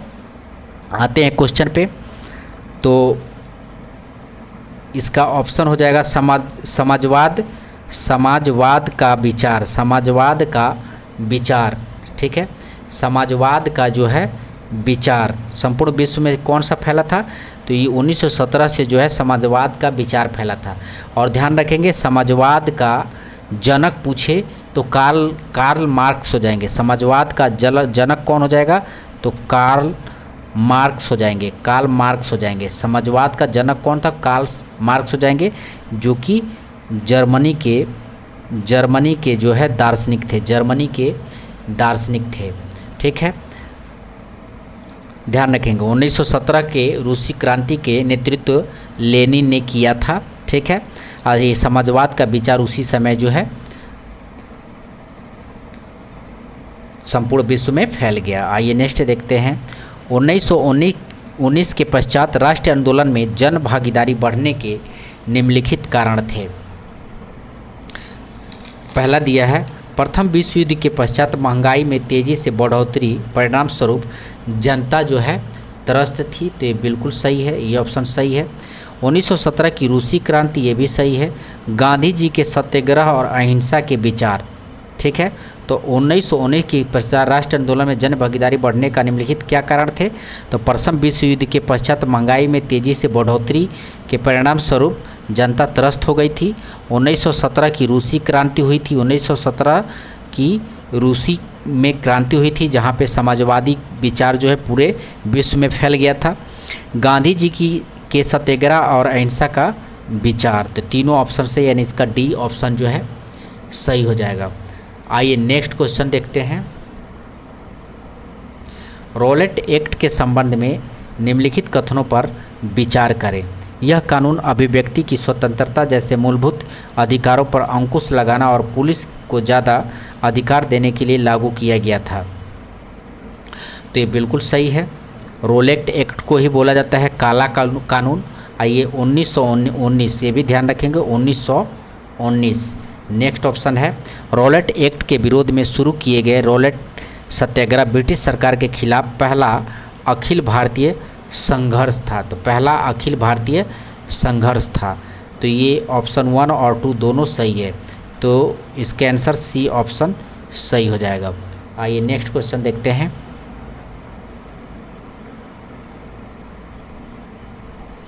असहयोग आंदोलन के संबंध में निम्नलिखित कथनों पर विचार करें। तो असहयोग आंदोलन, ध्यान रखेंगे, असहयोग आंदोलन पहला है, यह खिलाफत आंदोलन के बाद प्रारंभ हुआ, फिर दोनों एक साथ जोड़ दिया गया। तो ये बिल्कुल सही है। असहयोग आंदोलन का मुख्य मांग स्वराज थी। असहयोग आंदोलन का मुख्य मांग क्या था? स्वराज था। इसमें बड़ी मात्रा में सरकारी संस्थाओं का बहिष्कार किया गया और उपाधियां लौटा दी गई और विदेशी कपड़ों की होली जलाई गई। तो दोनों ऑप्शन जो है इसका, तीनों ऑप्शन सही है। ठीक है, तो इसका डी सही हो जाएगा। नेक्स्ट है, पंजाब में सिखों के अकाली आंदोलन का मुख्य उद्देश्य क्या था? तो इसका बी ऑप्शन सही हो जाएगा। अंग्रेज़ों की सहायता से गुरुद्वार में जमे बैठे भ्रष्ट महंतों को हटाना था। तो पंजाब में सिखों के अकाली आंदोलन का मुख्य कारण अंग्रेज़ों की सहायता से गुरुद्वारा में जमे बैठे भ्रष्ट महंतों को हटाना था। ठीक है, आइए नेक्स्ट देखते हैं। 1929 में पारित पूर्ण स्वराज प्रस्ताव से संबंधित निम्नलिखित कथनों पर विचार कीजिए। सुभाष चंद्र बोस की अध्यक्षता में यह प्रस्ताव पारित किया गया था। तो पूर्ण स्वराज जो है सुभाष चंद्र बोस की अध्यक्षता में पारित नहीं किया गया था। ठीक है, ये जवाहरलाल नेहरू के अध्यक्षता में पारित किया गया था। ठीक है, तो जवाहरलाल नेहरू के अध्यक्षता में पारित किया गया था। कब किया गया था? तो ध्यान रखेंगे 1929 लाहौर अधिवेशन। 1929 लाहौर अधिवेशन, जिसके अध्यक्ष कौन थे? जवाहरलाल नेहरू। और वहीं पे जो है पूर्ण स्वराज का प्रस्ताव पारित किया गया था। ठीक है, नेक्स्ट ऑप्शन है, इस प्रस्ताव के आधार पर 26 नवंबर 1930 को पूरे देश में स्वतंत्रता दिवस मनाया गया। तो ये बिल्कुल सही है। उस प्रस्ताव के आधार पर 26 नवंबर 1930 को जो है पूरे देश में स्वतंत्रता दिवस मनाया गया था। तो 26 नवंबर दिया है, तो ये 26 जनवरी होगा। 26 जनवरी। तो दोनों ऑप्शन गलत है। दोनों ऑप्शन क्या है? गलत है। तो इसका जो है डी सही हो जाएगा। नेक्स्ट है, भगत सिंह के संबंध में निम्नलिखित कथनों पर विचार करें। भगत सिंह ने वर्ष 1924 को दिल्ली स्थित फिरोज शाह कोटल में हिंदुस्तान सोशलिस्ट रिपब्लिकन एसोसिएशन की स्थापना किया था। तो बिल्कुल सही है। ठीक है, भगत सिंह ने 1924 को दिल्ली में स्थित फिरोज शाह कोटला में हिंदुस्तान सोशलिस्ट रिपब्लिकन एसोसिएशन की स्थापना किया था। ठीक है, नेक्स्ट है 17 दिसंबर 1928 को अपनी साथियों के साथ साडर्स नामक पुलिस ऑफिसर की हत्या कर दी। साडर्स नामक पुलिस ऑफिसर की हत्या कर दी। तो यहाँ पे ध्यान रखेंगे, यहाँ पे 1924 दिया तो 1924 नहीं है, ये 1928 में। 1928 को दिल्ली स्थित फिरोज शाह कोटर में हिंदुस्तान सोशलिस्ट रिपब्लिकन एसोसिएशन की स्थापना हुई थी 1928 में। ठीक है, तो ये भी कथन जो है क्या है, जो 1924 दिया है तो ये भी कथन गलत है। दूसरा है 17 दिसंबर 1928 को अपने साथियों के साथ सैंडर्स नामक पुलिस ऑफिसर की हत्या की, तो ये जो कथन सही है। 1929 ईस्वी में केंद्रीय विधान परिषद में बम फेंका, तो ये भी कथन सही है। तो 2 और 3 ऑप्शन इसका सही है। यहाँ पे ध्यान रखेंगे 1924 दे दिया है, 1928 हो जाएगा, 1928 हो जाएगा। नेक्स्ट क्वेश्चन है राष्ट्रीय आंदोलन से संबंधित निम्नलिखित कथनों पर विचार कीजिए। 1935 का गवर्नमेंट ऑफ इंडिया एक्ट में प्रांतीय स्वायत्तता का प्रावधान किया गया था, तो ये बिल्कुल सही है। 1935 में गवर्नमेंट ऑफ इंडिया एक्ट के प्रांतीय स्वायत्तता का प्रावधान किया गया था। 1937 में प्रांत विधायकों के चुनाव में कांग्रेस को 11 माह से 7 प्रांतों में कांग्रेस की सरकार बन गई थी, तो ये भी कथन सही है। ठीक है, तो 1 और 2 दोनों सही है, यानी इसका ऑप्शन सी सही हो जाएगा। आइए नेक्स्ट क्वेश्चन देखते हैं। किस वर्ष मुस्लिम लीग ने स्वतंत्र राज्य की मांग करते हुए एक प्रस्ताव पारित किया था? तो मुस्लिम लीग ने स्वतंत्र राज्य की मांग किया था 1940 में। 1940 में ध्यान रखेंगे। सुभाष चंद्र बोस के संबंध में निम्नलिखित कथनों पर विचार करें। तो कथन देखते हैं। वे समाजवादी विचार वाले नेता थे। सुभाष चंद्र बोस के बारे में दिए, वे समाजवादी विचार वाले नेता थे। ठीक है, बिल्कुल सही है। उन्होंने आज़ाद हिंद फौज का नेतृत्व किया, ये भी कथन सही है। तो 1 और 2 दोनों सही है। नेक्स्ट है भारतीय इतिहास में दर्ज बर्बर प्रत्यक्ष कार्यवाही दिवस मुस्लिम लीग द्वारा कब प्रारंभ किया गया था? ध्यान रखेंगे, भारतीय इतिहास में दर्ज बर्बर प्रत्यक्ष कार्यवाही दिवस मुस्लिम लीग द्वारा कब प्रारंभ किया गया था? तो 16 अगस्त 1946। 16 अगस्त 1946। नेक्स्ट है मॉन्टेस्क्यू के संबंध में निम्नलिखित कथनों पर विचार करें। इसने द स्पिरिट ऑफ नॉलेज नामक पुस्तक की रचना की थी। ठीक है, तो ये बिल्कुल सही है। मॉन्टेस्क्यू जो है द स्पिरिट ऑफ नॉलेज नामक पुस्तक की रचना की थी। ठीक है, और इसी में जो है इसी पुस्तक में जो है सरकार के 3 अंग बांटा गया था, कार्यपालिका, विधायिका और न्यायपालिका। तो ये भी ध्यान रखेंगे, द स्पिरिट ऑफ नॉलेज में ही इन्होंने सरकार के 3 अंग बताया था, कार्यपालिका, विधायपालिका और न्यायपालिका। ठीक है, दूसरा ऑप्शन है इस पुस्तक में सत्ता के शक्ति का विभाजन की बात लिखी गई है। तो दोनों ऑप्शन सही है, दोनों ऑप्शन सही है। सत्ता का विभाजन यानी कार्यपालिका, विधायिका और न्यायपालिका। ठीक है, याद रखेंगे। आइए नेक्स्ट देखते हैं। फ्रांस के नेशनल असेंबली के संबंध में निम्नलिखित कथनों पर विचार करें। 1791 के संविधान ने कानून बनाने का अधिकार नेशनल असेंबली को सौंप दिया था। बिल्कुल सही है। 1791 के संविधान ने कानून बनाने का अधिकार नेशनल असेंबली को सौंप दिया था। ठीक है, 1791 में। नेक्स्ट है नेशनल असेंबली अप्रत्यक्ष रूप से चुनी जाती थी, तो ये भी बिल्कुल सही है। नेशनल असेंबली जो है अप्रत्यक्ष रूप से चुनी जाती थी। 25 वर्ष से अधिक उम्र वाले सभी नागरिकों को वोट देने का अधिकार है। तो 25 वर्ष से अधिक उम्र वाले सभी नागरिकों को वोट देने का अधिकार नहीं था।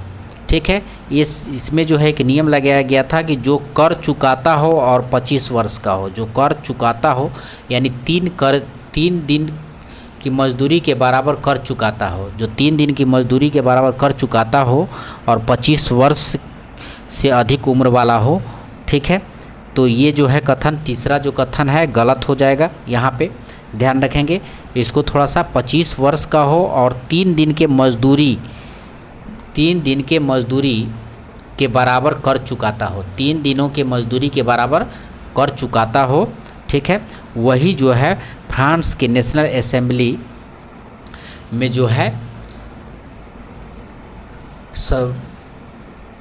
जो है चुनाव कर सकता था, ध्यान रखेंगे।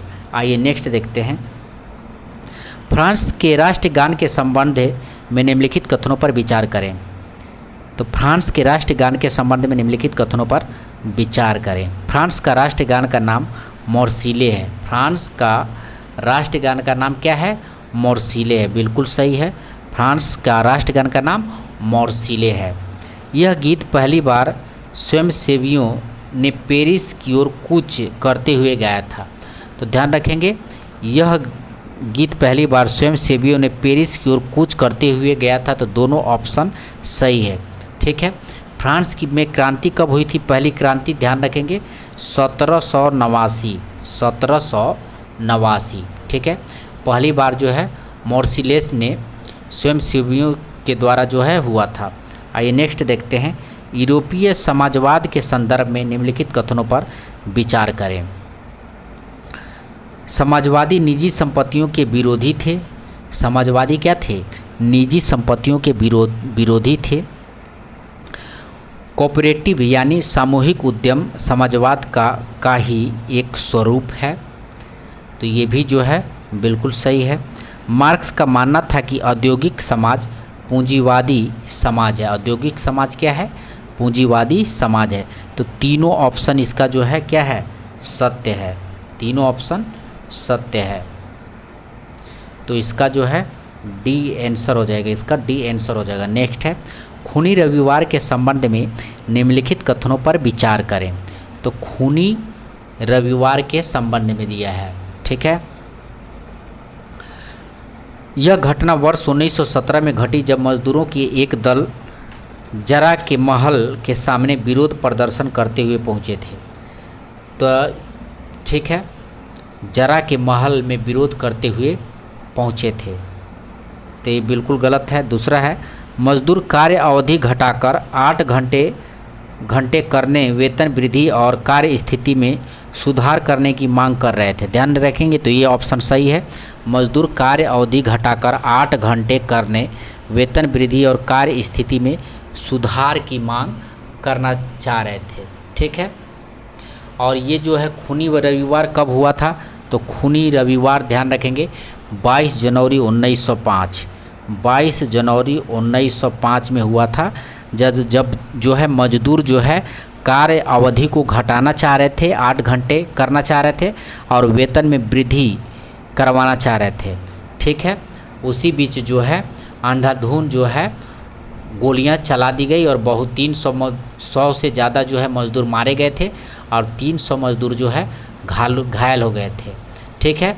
और उस दिन जो है रविवार था और इसलिए जो है उसको खूनी रविवार बोला जाता है। 1905 में ये क्रांति हुई थी, ये घटना हुआ था, ध्यान रखिएगा।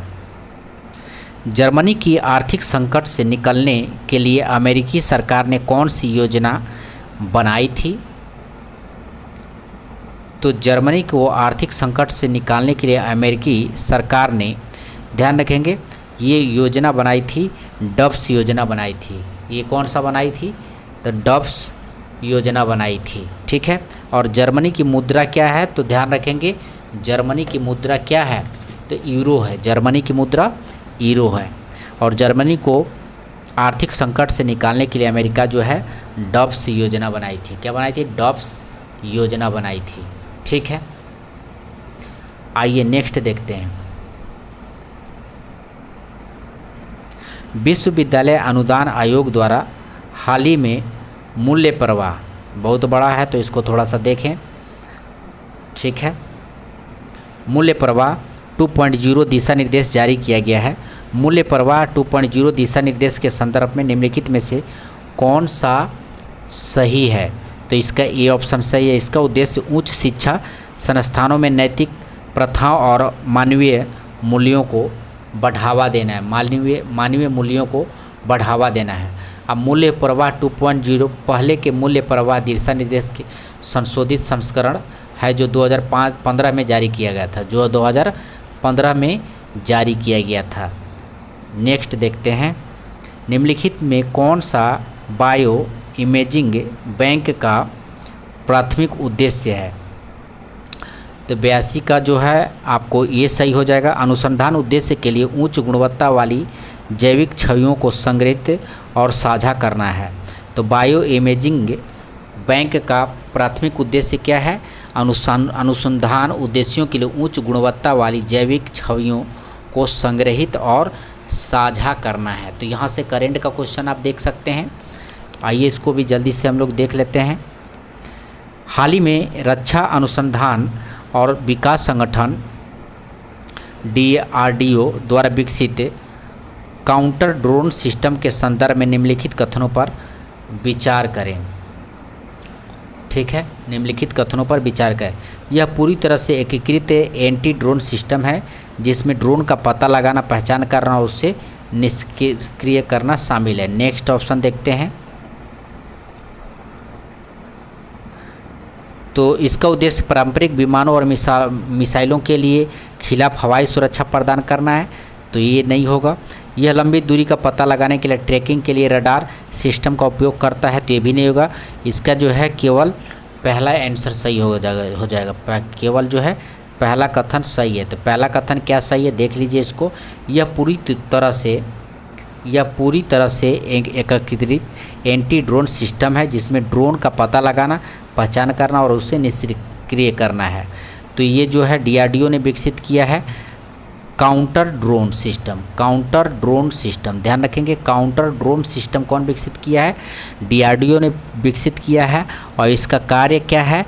तो ये जो है ड्रोनों का पता लगाना और उसे जो है निष्क्रिय करना। आइए नेक्स्ट देखते हैं। भारतीय न्याय संहिता 2023 के संदर्भ में निम्नलिखित कथनों पर विचार करें। तो निम्नलिखित कथनों पर विचार करें, तो इसका आप ऑप्शन देख लें। तो इसका जो है आंसर सिर्फ जो है केवल ये इसका भी हो जाएगा। भारतीय न्याय संहिता की धारा 106 टू हिट एंड रन, ध्यान रखें, हिट एंड रन मामले में अधिकतम 10 साल की सज़ा और जुर्मानों की प्रावधान किया गया है। हिट एंड रन मामले में अधिकतम 10 साल की सज़ा और जुर्मानों का प्रावधान किया गया है। तो ध्यान रखेंगे, इसका जो है हिट एंड रन मामले में अधिकतम 10 साल की सज़ा और जुर्मानों का प्रावधान किया गया है। हालांकि ऐसा कोई प्रावधान नहीं है जो लगाए जाने वाले जुर्मानों का सटीक राशि निर्देशित करता है। ठीक है, तो इसका जो है केवल 1 सही हो जाएगा। नेक्स्ट देखते हैं, निम्नलिखित में से किस अनाज का भारत सबसे बड़ा उत्पादक और निर्यातक है? तो किस अनाज का सबसे बड़ा उत्पादक और निर्यातक है? तो चावल। ध्यान रखेंगे, सबसे बड़ा उत्पादक और निर्यातक है तो चावल का है। नेक्स्ट देखते हैं, 86 नंबर प्रश्न है, विकसित भारत संकल्प यात्रा के संदर्भ में निम्नलिखित कथनों पर विचार करें। तो इसका जो है दूसरा सिर्फ सही है। विकसित भारत संकल्प यात्रा के दौरान PM गरीब कल्याण अन्न योजना और दीनदयाल अंत्योदय योजना पर फोकस किया जा रहा है। तो इसका जो है कौन सा कथन सही है? तो ये 2 जो है सही है, तो इसका B आंसर सही हो जाएगा। नेक्स्ट देखते हैं, भारत में अल्पसंख्यकों संरक्षण संस्थानों के संदर्भ में निम्नलिखित में कितने कथन सही है? तो इसमें से जो है कोई कथन सही नहीं है, कोई सही नहीं है, तो ये इसका आंसर हो जाएगा। आइए नेक्स्ट देखते हैं, निम्नलिखित में कौन सा निकाय देशों के बीच कानूनी विवादों को निपटाने के और संयुक्त राष्ट्र महासभा, संयुक्त राष्ट्र सुरक्षा परिषद और विशेष एजेंसियों द्वारा संदर्भित कानून प्रश्नों पर सलाहकार राय देने के लिए जिम्मेदार है? तो इसका जो है B सही हो जाएगा। अंतर्राष्ट्रीय न्यायालय ICJ, अंतर्राष्ट्रीय न्यायालय ICJ और अंतर्राष्ट्रीय न्यायालय ICJ। अंतर्राष्ट्रीय न्यायालय का मुख्यालय कहाँ है?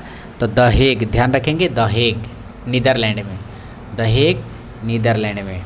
नेक्स्ट है विमान में उड़ान ड्यूटी समय सीमा का उद्देश्य निम्नलिखित में से कौन सा सही है? तो इसका बी सही है। चालक दल के सदस्य के ड्यूटी पर रहने के कुल समय को सीमित करने के लिए, जिसमें उड़ान और गैर उड़ान दोनों कर्तव्य शामिल हैं। नेक्स्ट है निम्नलिखित में से किस राज्य में ईगल नेस्ट वन्यजीवी अभयारण्य स्थित है? निम्नलिखित में से किस राज्य में ईगल नेस्ट वन्यजीवी अभयारण्य स्थित है? तो इसका आंसर हो जाएगा अरुणाचल प्रदेश में ईगल नेस्ट वन्यजीवी अभयारण्य जो है अरुणाचल प्रदेश में स्थित है।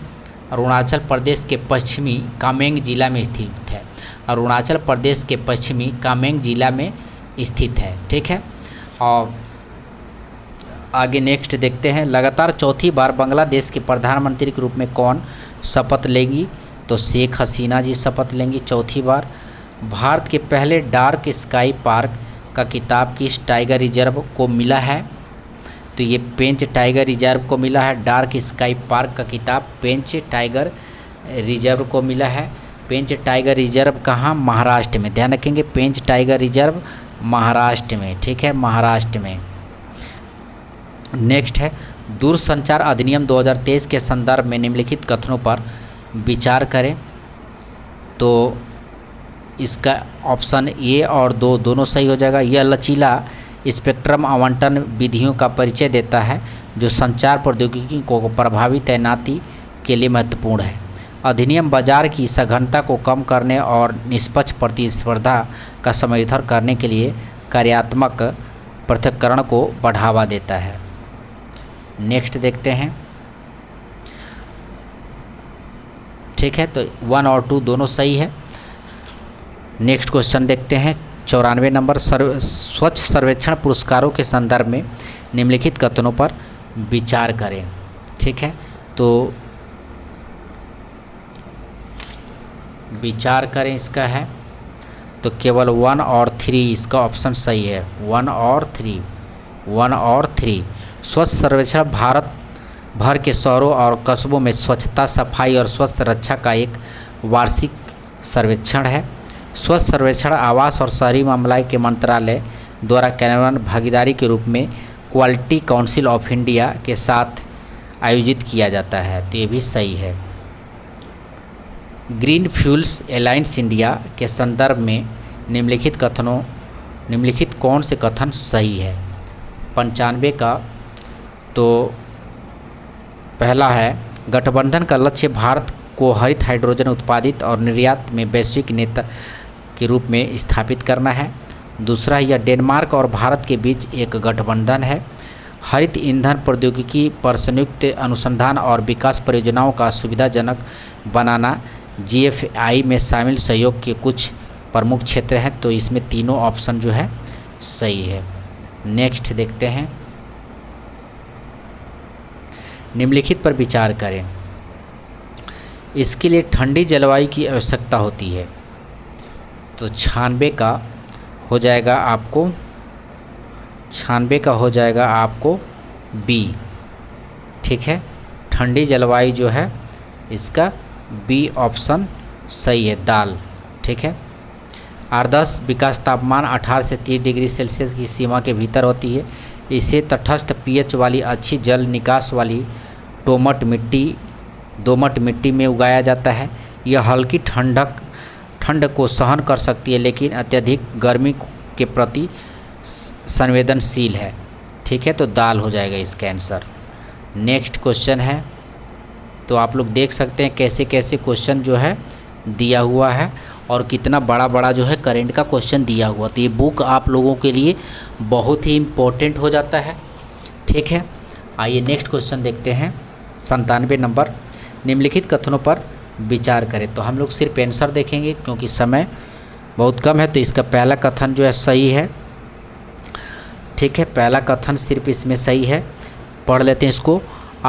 स्टीम भारतीय विज्ञान प्रौद्योगिकी और इंजीनियरिंग सुविधाएं मानचित्र अनुसंधान एवं विकास अनुसंधान और विकास सुविधाओं को साझा करने के लिए एक राष्ट्रीय वेब पोर्टल है। ठीक है, तो ये क्या है, एक राष्ट्रीय पोर्टल है, तो ये इसका ऑप्शन ये सही है। ठीक है, इसके बारे में आइए नेक्स्ट देखते हैं। बंगाल की खाड़ी में कृष्णा गोदावरी बेसिन द्वीप में प्रोजेक्ट किसके द्वारा संचालित किया जा रहा है? तो ये किया जा रहा है ONGC के तहत। ठीक है, किसके द्वारा किया जा रहा है? तो ONGC के तहत किया जा रहा है। नेक्स्ट है, PM मोदी ने 27वें राष्ट्रीय युवा महोत्सव का उद्घाटन किस शहर में किया है? तो 27वें राष्ट्रीय युवा महोत्सव का उद्घाटन नासिक में किया है। PM मोदी ने 27वें राष्ट्रीय युवा महोत्सव का उद्घाटन नासिक में किया है। नेक्स्ट 100 नंबर प्रश्न है और लास्ट क्वेश्चन है, भारतीय नौसेना का बहुराष्ट्रीय अभ्यास मिलन 24 का आयोजन कहाँ किया गया है? तो ये किया गया है आपको विशाखापट्टनम में किया गया। मिलन का आयोजन, मिलन 24 का आयोजन विशाखापट्टनम में किया गया है। ठीक है, तो यहाँ तक रहा आपको 100 क्वेश्चन। इसका PDF के लिए आप जो है टेलीग्राम पे मिक्स स्टडी ज्वाइन कर सकते हैं। ऐसे ही डेली PDF आता रहेगा। अगर आपको अच्छा लगा तो लाइक करिए और सब्सक्राइब करिए और शेयर करिए। ठीक है, और मुझे सपोर्ट करिए। धन्यवाद।